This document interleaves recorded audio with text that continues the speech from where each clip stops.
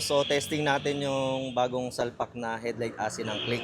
Itong sinalpakan natin Click version 2 150. Sa ngayon, i-download pa lang namin yung application para makontrol namin yung RGB niya rito. Sa signal light nga, try nga muna tayo. Alam ko running light yung signal light niya. Ayan o, running light niya. Ito mga boss, yung sample video natin kung gaano kalakas yung BiLED projector dito sa Supernova. Ang Click version 2 saka version 3 pwede sa Click 125i 150. Hindi naka-fix tong headlight kasi wala yung kaha niya. So yung ASI lang mismo to ng headlight. Yun mga boss, ito tinesting na natin yung Supernova na headlight ASI ng Click. Ito Click version 2, version 3, tapos 125 saka 150 pwede siya. Plug and play Pagka version 3 meron lang siyang connector pero plug and play pa rin. So ito nga yung headlight ASI. Ayan o.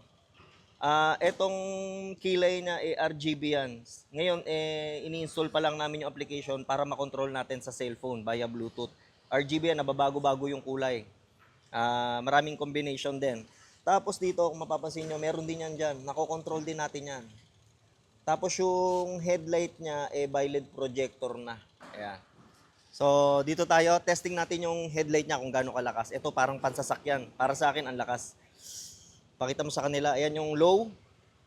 Ayan, lapad, di ba? Tapos ito yung high. Ayan, oh. Yung high niya, sigurado parang ang layo rin ng tatamaan.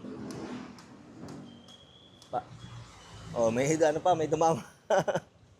Ayan, oh, parang yung high na nakatutok lang dun sa may gitna. Baga nakafocus dun sa gitna, kaya parang pangmalayuan talaga.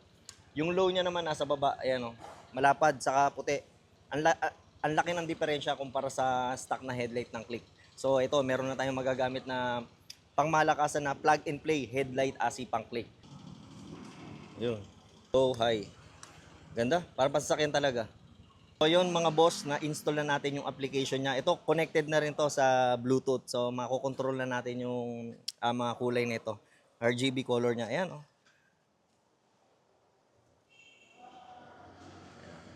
Pag kinonect nyo siya sa Bluetooth, kailangan naka-ignition on lang muna siya para makonect nyo sa cellphone. Kasi pag umaandar yung makina, hindi. Dapat ignition on lang.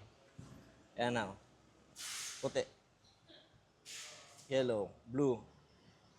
So, kayo na lang maglalaro ng kulay kung anong gusto nyo. Pa-switch nga ako, Tol, Jason. Engine on natin. Yan. Pagka start naman ng engine, wala pa siyang headlight. Ayan, papansin nyo, wala pang headlight yan. Sa switch na naman sa headlight, kailangan pindutin nyo muna tong headlight switch niya. I-high nyo muna, tapos i-low nyo. Ayan, saka pa lang gagana yung headlight. Bago natin yung kulay. May modes Testing natin yung ibang modes. Ayan, may mga modes siya. May running. Iba-iba mga boss. Tapos speed, pwede rin speed. Speed. Ayan, mas bumilis yung running niya. Sa sa eyeline niya. Ayan, meron din siya.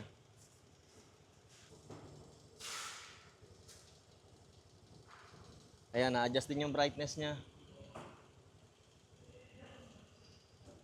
Pula yung motor Try natin pula. Ayan, So, yun lang mga boss. Available sa atin yan sa lahat ng branch natin. Available din yan dito sa bodega natin, Tycoon Moto Depot.